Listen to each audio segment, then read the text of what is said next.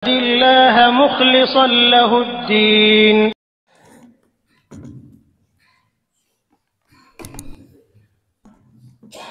Assalamualaikum warahmatullahi wabarakatuh. Alhamdulillahirabbil alamin wassalatu wassalamu ala asyrofil anbiya'i wal mursalin sayyidina Muhammadin wa ala alihi wa sahbihi ajmain. Allahumma shalli ala sayyidina Muhammad wa ala ali sayyidina Muhammad. Hadirin rahimakumullah.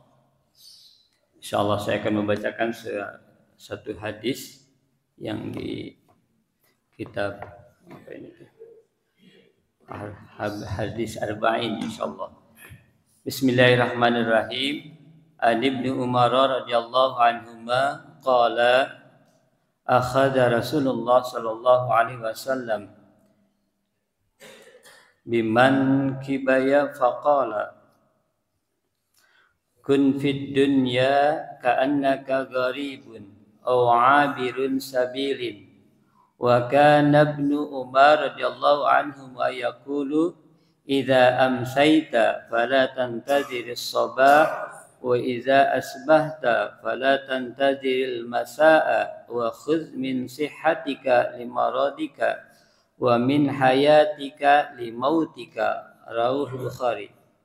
Dari Ibnu Umar radhiyallahu anhu berkata, Rasulullah sallallahu alaihi wasallam memegang kedua pundak saya seraya bersabda, jadilah engkau di dunia seakan-akan orang asing atau pengembara. Ibnu Umar berkata, jika kamu berada di sore hari, jangan tunggu pagi hari, dan jika kamu berada di pagi hari, jangan tunggu sore hari. Gunakanlah kesehatanmu untuk persiapan saat sakitmu dan kehidupanmu untuk kematianmu. Hadis riwayat Bukhari. Di hadis ini yang pertama, Rasulullah adalah seorang murabbi. Rasulullah Shallallahu Alaihi Wasallam adalah pengajar dan murabbi, pendidik bagi para sahabatnya. Bahkan disebut sebagai pakar pendidikan. Karena dalam mendidik para sahabat, beliau telah memakai berbagai sistem dan metode yang dipakai oleh praktisi pendidikan dewasa ini. Beliau memanfaatkan momen-momen yang ada, menggunakan berbagai ilustrasi, mengajarkan sesuai kebutuhan dengan bahasa yang sesuai dengan tingkat intelektual masyarakat.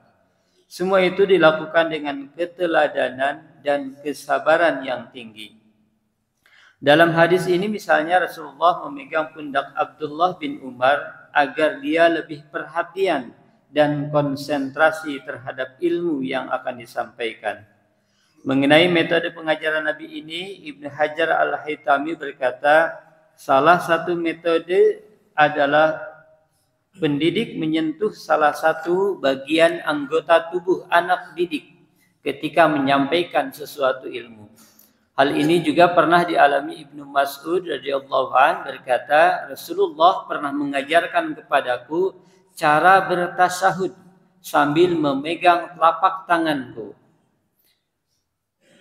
Hikmah dari metode ini adalah lahirnya perasaan dekat dan lebih konsentrasi sehingga akan senantiasa ingat, karena hampir mustahil kejadian seperti itu akan dilupakan begitu saja. Terlebih hal semacam itu biasanya tidak dilakukan kecuali oleh orang yang disayangi. Mudah-mudahan metode yang pertama ini, kadang mohon maaf juga, kita ketika menegur, menyampaikan nasihat ke anak-anak jarang menggunakan sentuhan. Ternyata Rasulullah begitu luar biasanya. Jadi menyentuh anak itu atau dipegang pundaknya atau diusap dengan luar biasanya, maka itu adalah metode luar biasa yang kasih sayang. Yang kadang kalau saya sendiri suka langsung aja nasihat. Sholat, mau macam-macam gitu ya. Padahal dengan cara diajak ngobrol, kemudian makanya pelukan itu juga luar biasa yang dulu pernah digagas oleh, kalau tidak salah, Gubernur Ridwan ya. Setiap itu harus ada pelukan setiap hari dengan anak, dan itu luar biasa, efeknya sangat luar biasa. Yang kedua, dunia akan sirna, di akhirat kekal abadi. Manusia hidup di dunia sesuai kehendak Allah, maka suatu hari nanti ia pasti akan mati. Allah berfirman, kullu nafsin za'iqatul maut. Tiap-tiap yang berjiwa akan merasakan mati. Di surat lain, innaka mayyitun wa innahu mayyitun. Sesungguhnya kamu akan mati dan sesungguhnya mereka akan mati pula. Bahwasanya tidak ada seorang pun yang mengetahui kapan ajalnya tiba, sebagaimana disebutkan dalam firman Allah, wa ma tadri nafsum madza taksibu ghadan wa ma tadri nafsum bi ayyi ardin tamut innallaha alimun khabir. Dan tiada seorang pun yang dapat mengetahui dengan pasti apa yang akan diusahakannya besok, dan tiada seorang pun yang dapat mengetahui di bumi dia akan mati. Sesungguhnya Allah mengetahui lagi Maha mengenal. Mudah-mudahan ini juga jadi landasan kita. Insya Allah kita sangat meyakini kematian itu pasti akan menimpa bagi orang-orang yang hidup. Dan kita juga sudah yakin tidak tahu kapan kita akan mati, di mana kita mati, dalam keadaan kondisi apapun kita juga meninggalnya.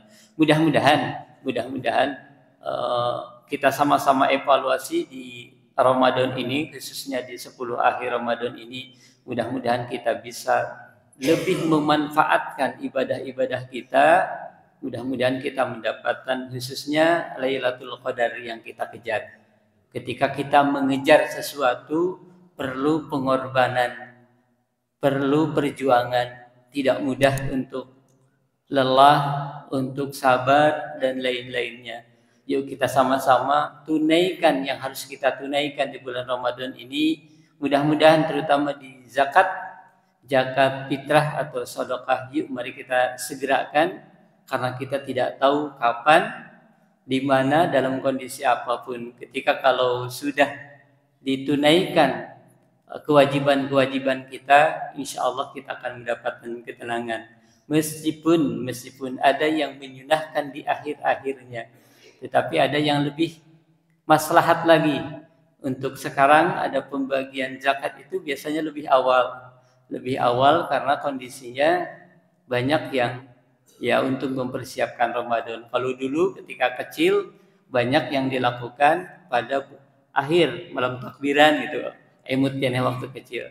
Ternyata itu langsung disampaikan ke ustadznya, kemudian langsung dibagikan pada malam itu. Kalau di kita kurang memungkinkan untuk itu. Oleh karena itu saya mengajak khususnya diri saya dan semuanya yang belum menunaikan zakat, infak dan sedekahnya, yuk mari kita, terutama zakat fitrahnya, mudah-mudahan bisa disegerakan. Itu aja yang bisa disampaikan dari hadis ini. Mudah-mudahan jadi pelajaran, jadi ibrah bagi kita, bagi evaluasi bagi diri kita semuanya. Mudah-mudahan kedepannya masih ada 3 hari atau 4 hari. 3 hari, mudah-mudahan malam-malam berikutnya kita manfaatkan. Jangan sampai kesibukan-kesibukan yang lainnya melalaikan kita untuk mengejar Lailatul Qadarnya. Insyaallah di rumah, di masjid kita ikhtiarkan, di rumah juga kita ikhtiarkan lebih banyak hal-hal yang bermanfaatnya yang kita lakukan, yang mendatangkan pahala dari Allah. Barakallahu wa lakum. Assalamualaikum warahmatullahi wabarakatuh.